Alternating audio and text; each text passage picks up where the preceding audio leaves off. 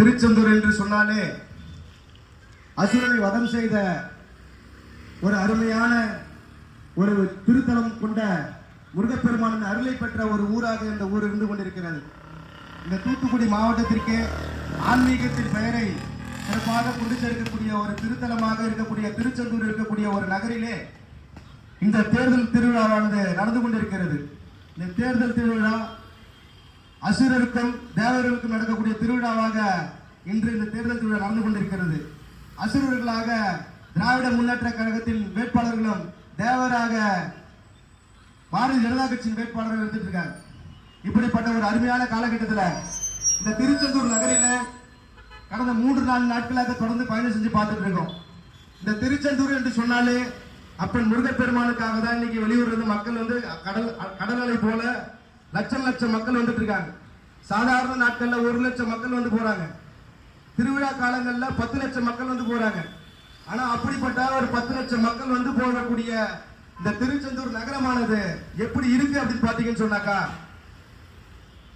சாலை வசதி ஒன்று பாத்தீங்கன்னு சொன்னா குண்டும் குழியுமாக கேவலமா இருந்துட்டு இருக்கு. இங்க சாலைகள் ஒண்ணு இருக்கான்னு கேட்டீங்கன்னா ஆட்டோ ஓட்டுநர்களும் இருசக்கர வாகன ஓட்டுநர்களும் கண்ணீர் விட்டு கதறாத நிலை இருக்கு. அவங்களுடைய வாகனங்கள் பழுதாகக்கூடிய நிலை இருக்குது.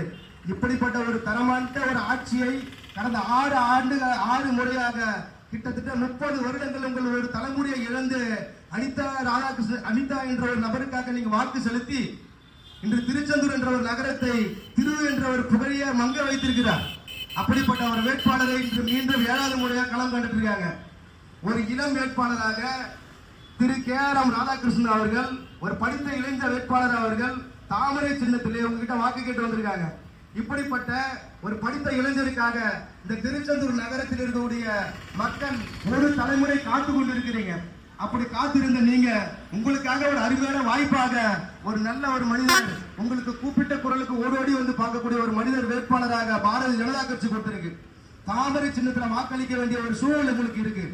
அப்படிப்பட்ட ஒரு காலத்துல இந்த திருச்செந்தூர் நகரம் ஏதாவது அடிப்படை வசதிகள் இந்த 6 முறை ஆட்சியில் இருந்த திமுக பொய் சொல்லி திரியிறாங்களே, 6 முறை ஆட்சியில் இருந்தாங்க அப்படின்னு பொய் சொல்லி இவங்க மாறு தட்டிட்டு இருக்காங்களே, இவங்களுடைய என்னதான் இவங்க போலி